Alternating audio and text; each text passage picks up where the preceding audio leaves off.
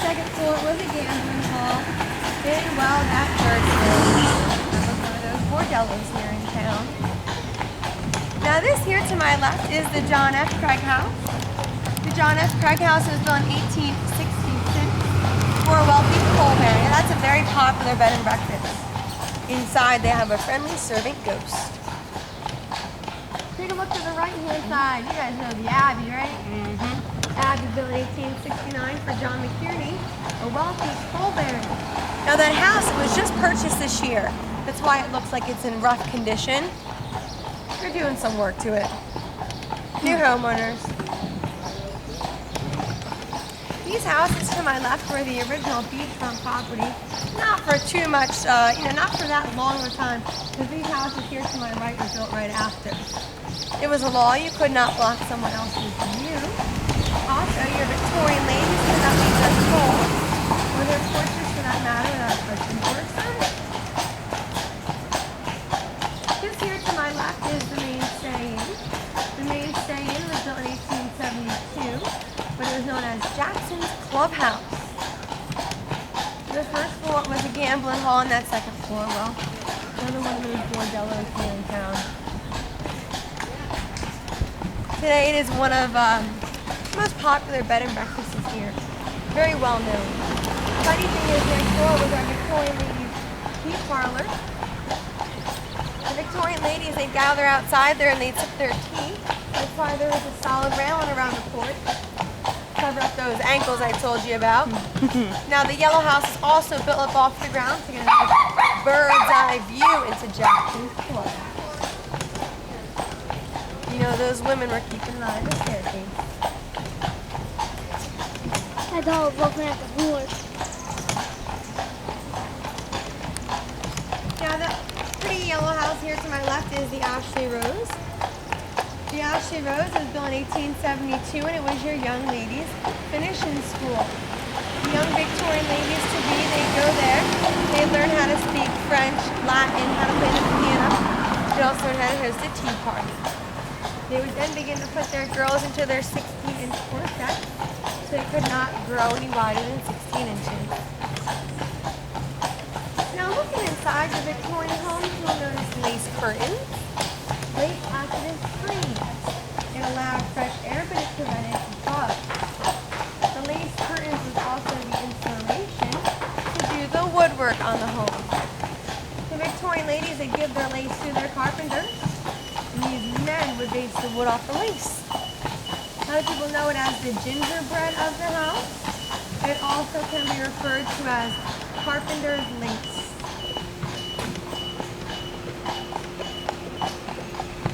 Pretty yellow house here to my right has a gorgeous magnolia tree in the yard, and a couple leaves of yellow pretty white flowers. Poodle. There's a poodle. Another yellow house there is known as the Buttercup Cottage, built in 1878 in a field of buttercups down in South Cape May. That sounds cool, Dad. You really don't hear of South Cape May anymore. That is because it's underwater. And it has been since the early 1900s. Such a low level of sea that it flooded over and washed away. Now the family who had been living there at the time, they could not so much they wanted to move. Put it on a barn, loaded it up to land, lined it up with logs, and pulled it by horses to where it sits today. Cape May's first mobile home. Here's your original cast iron fence. Pretty daisies on it. Oldest fence here in town.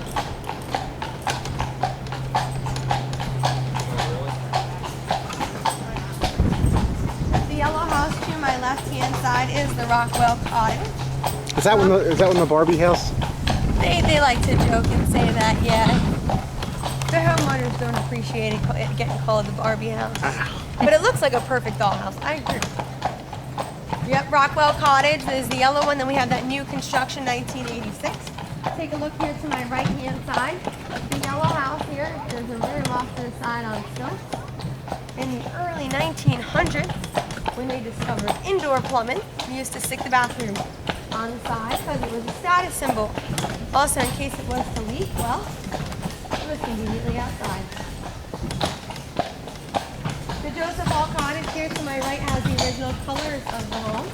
It also features a sharp iron fence. sharp iron fences were believed to ward away evil spirits from entering the house.